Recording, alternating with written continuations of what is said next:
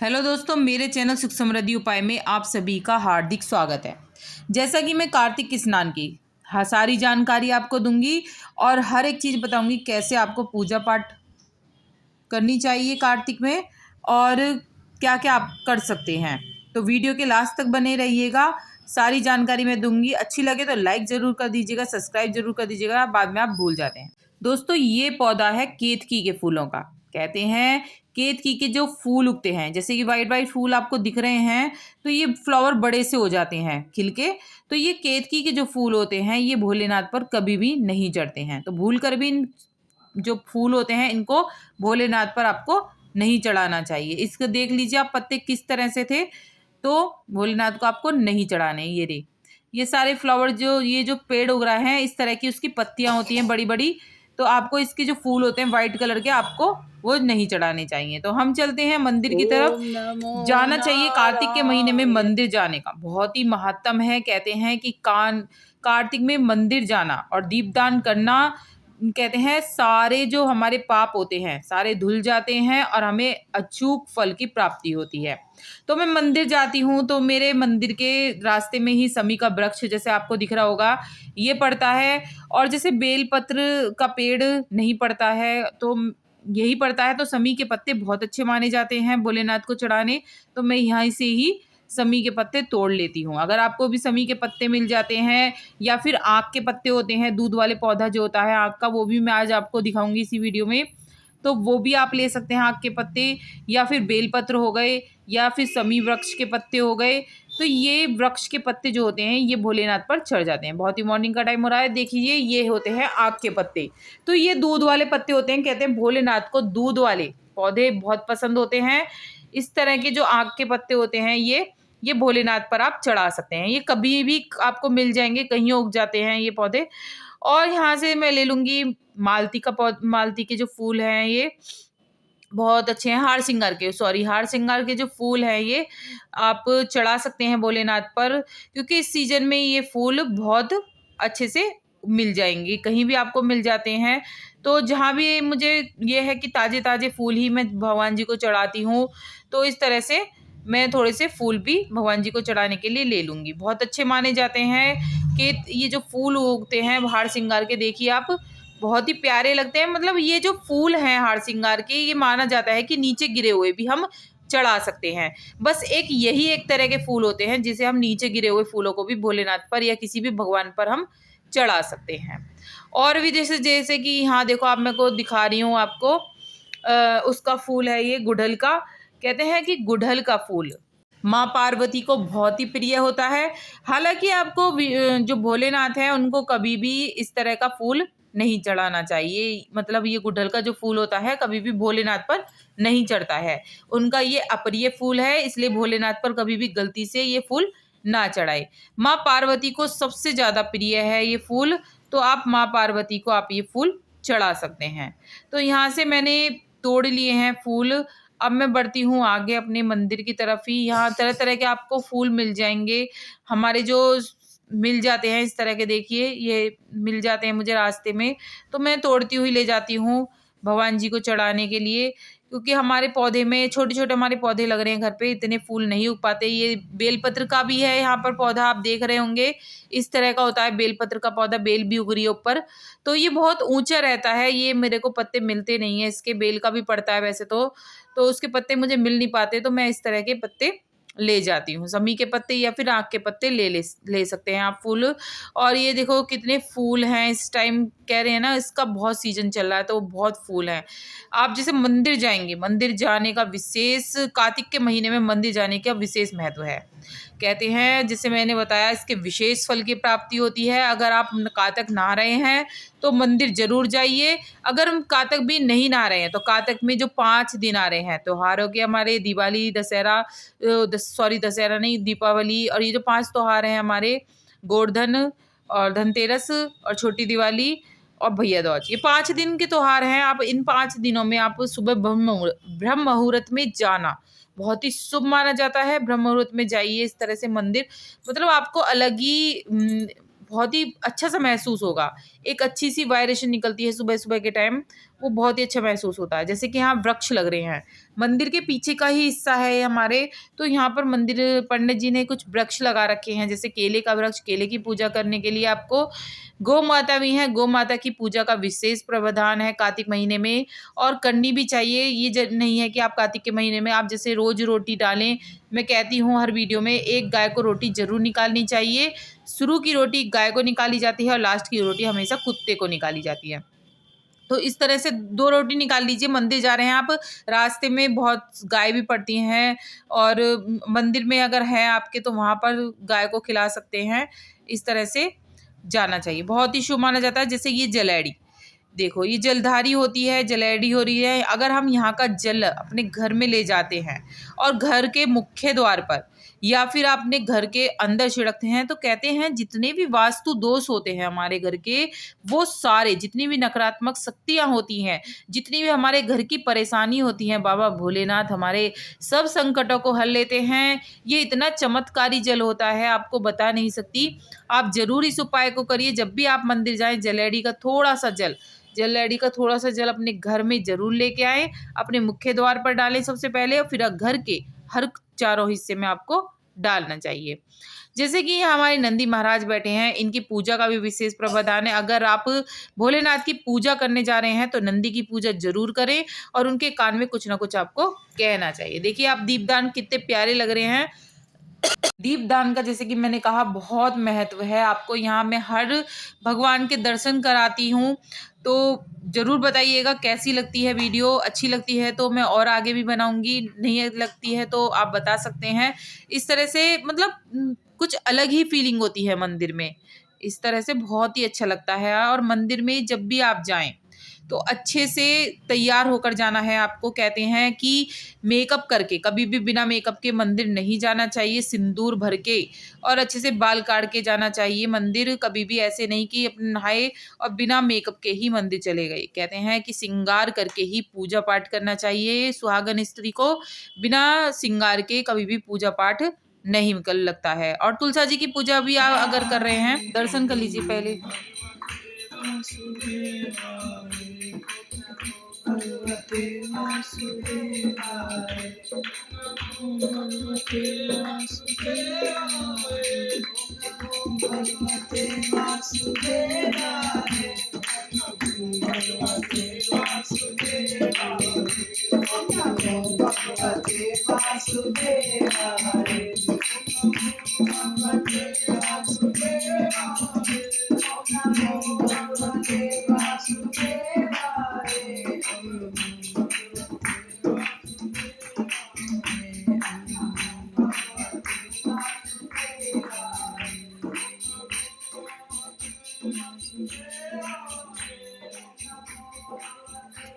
वो जरूर अच्छे से तैयार होकर ही करनी चाहिए। पतवारी तू पथ की है रानी, भुलिया ने बात बतावे, भी आवे लान मिलावे। पतवारी तुझे सींचे धरती माता, जो इंद्र घड़ी आवे।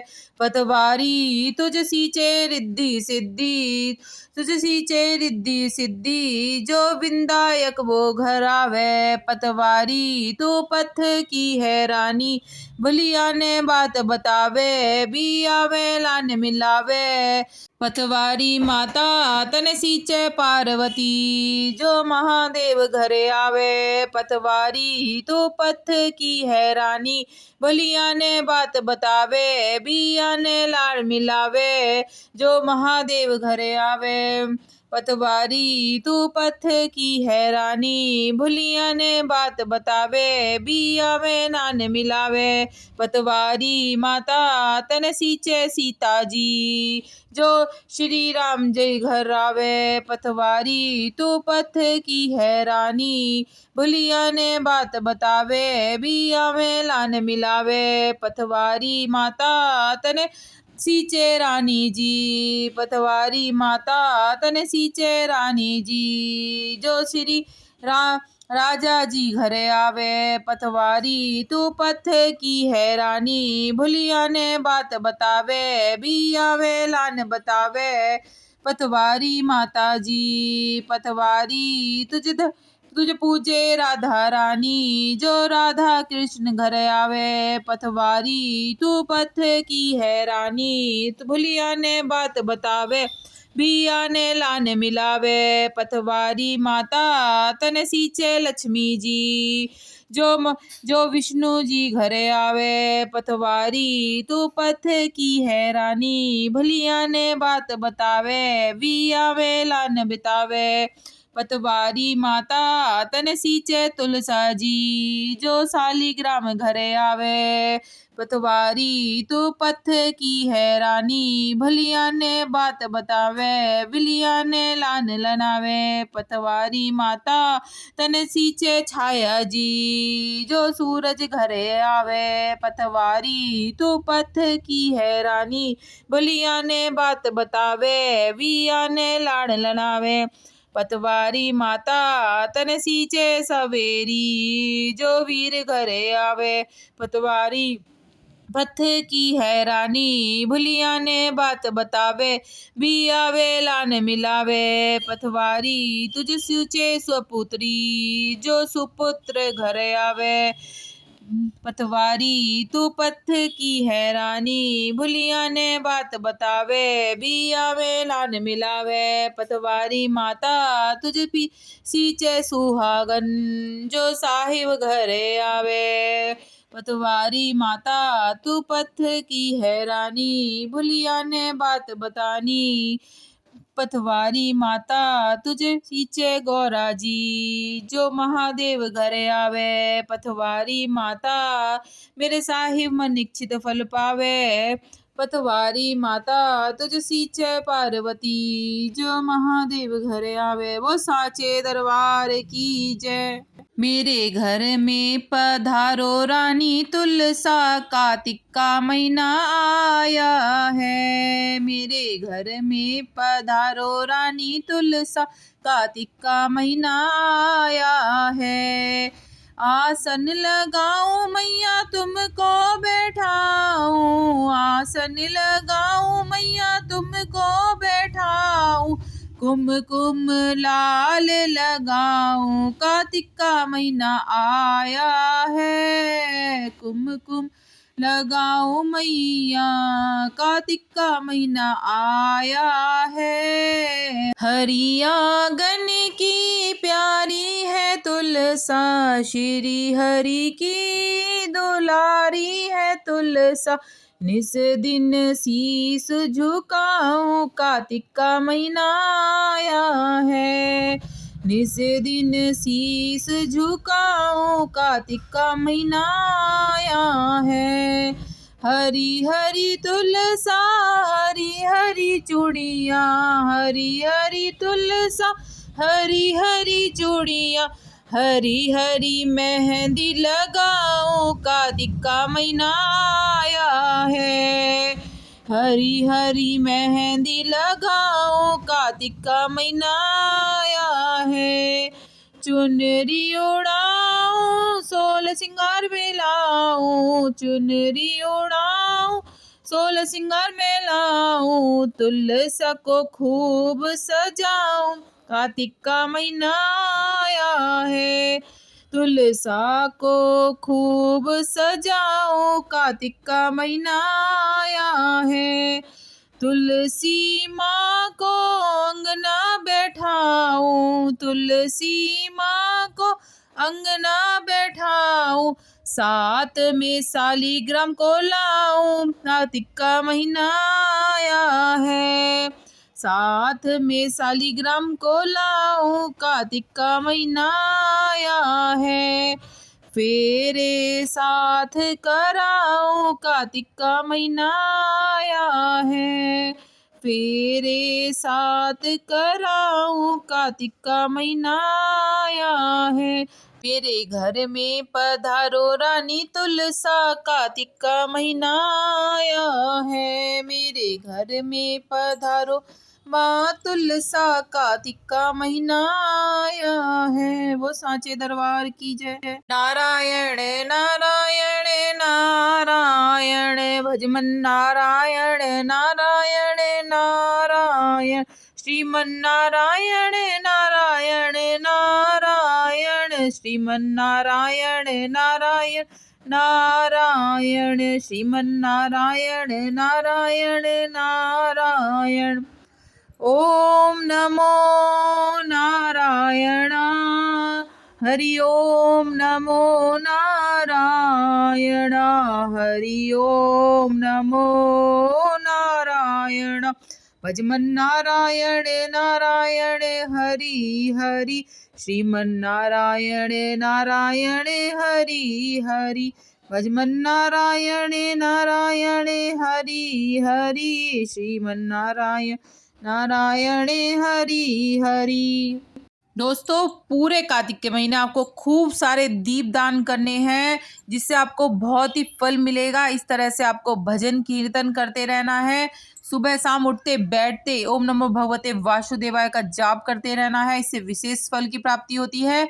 और मैंने पथवारी माता कैसे सींची जाती हैं, कैसे बनाई जाती हैं, कहानी पूरी मैंने अपनी चैनल पे वीडियो डाली है, ज़रूर देखिएगा। सुबह उठते ही कैसे हमें झाड़ू लगाते हुए भजन बोलना चाहिए, उसे भी जरूर देखिएगा।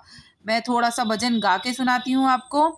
उठो री सुहागन नाल झाड़ू दे लो अंगना, उठो री सपुती नाल झाड़ू दे लो अंगना, झाड़ू दे लो अंगना बुहारी दे लो अंगना, झाड़ू दे लो अंगना बुहारी लो अंगना। श्री बाबा जी के बाग से मैं लौट आई बमना, श्री बाबा जी के बाग में से लौट आई बमना। उठो री सुहागन नाल झाड़ू दे लो अंगना, बेटी गई बाप के बहू गई सास के, बेटी गई बाप के बहू गई सास के। कौन सकेरे तेरा बासी घरे अंगना, कौन सकेरे तेरा बासी घरे अंगना। उठो री सुहागन नाल झाड़ू दे लो ना, बेटी आई बाप के से बहू आई सास के से, बेटी आई बाप के से बहू आई सास के से। वही सकेरे तेरा बासी घरे अंगना, वही सकेरे तेरा बासी घर अंगना। उठो री सुहागन नाल झाड़ू दे लो अंगना। ये मेरी पूरी वीडियो अलग से है, जरूर देखिएगा। अच्छी लगे तो लाइक सब्सक्राइब जरूर।